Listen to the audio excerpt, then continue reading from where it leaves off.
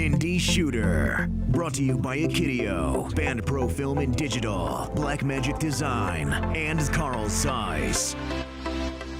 Hey, I'm Steven Moreno, and I am the cinematographer on Orbital Redux. I've shot a couple of features in the past.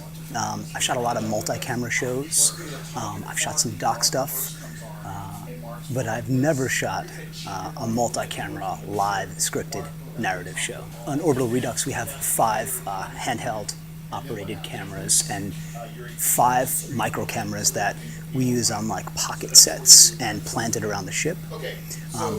We've also brought a Steadicam in for a few episodes. We're going to bring a Techno Crane in on an episode next week. So our kind of philosophy is just kind of following the blocking and trying to get beautiful cinematic shots from all over the ship. So we've built camera doors, like monitors that swing in and out, so we can sneak camera operators in and out.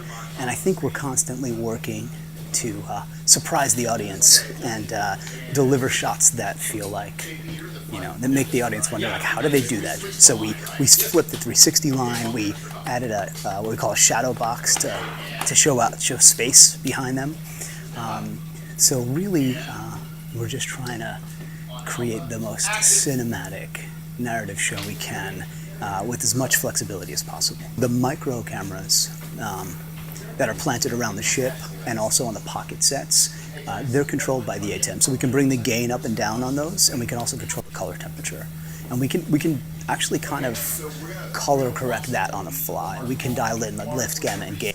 And we have to match that to like a 709 that we have on the handheld Ursa Mini Pros. Yeah, the whole like live narrative thing is it's a fun challenge. It's like a little bit of a throwback to like sci-fi of like the 50s, right?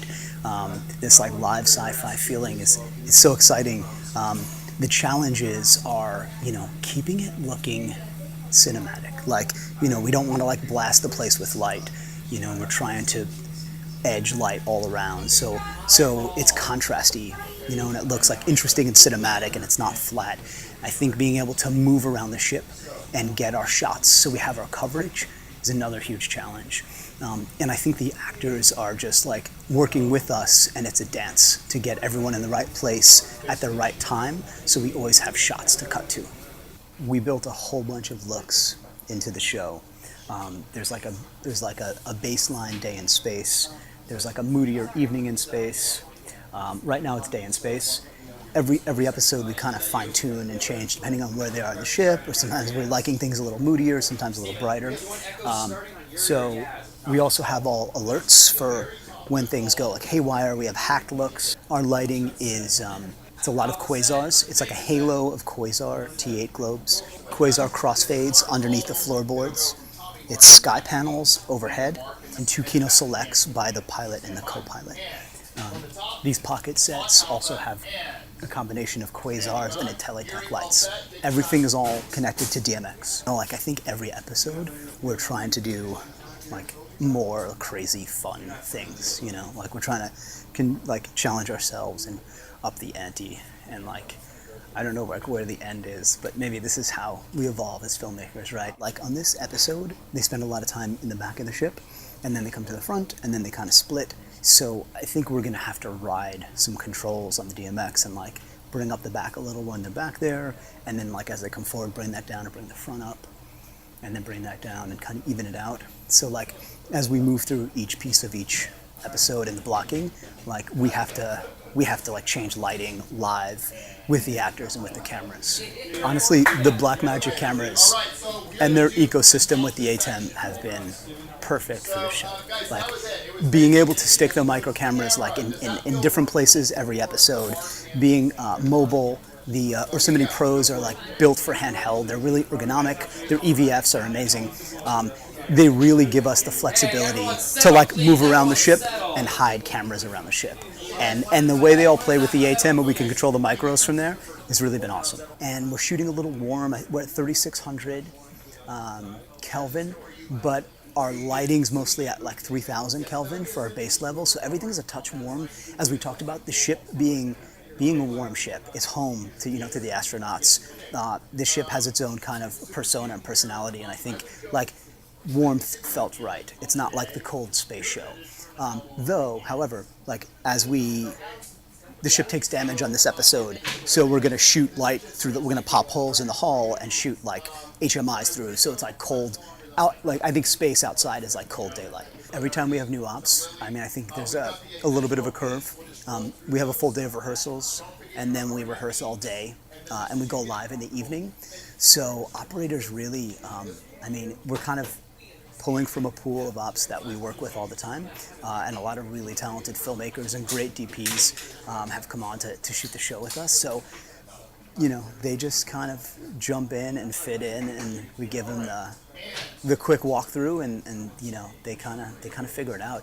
I think like part of the collaboration of the show is operators like finding shots. So it's like as the actors walk through the set and like rehearse, like we're finding our shots and we're adjusting and finding our shots. And like for glass, we're using mostly Canon L-series zooms, two 18 to 80 CNEs, which are like cinema zooms with like a rocker, zoom rocker, and a few Voigtlanders also on the pocket sets.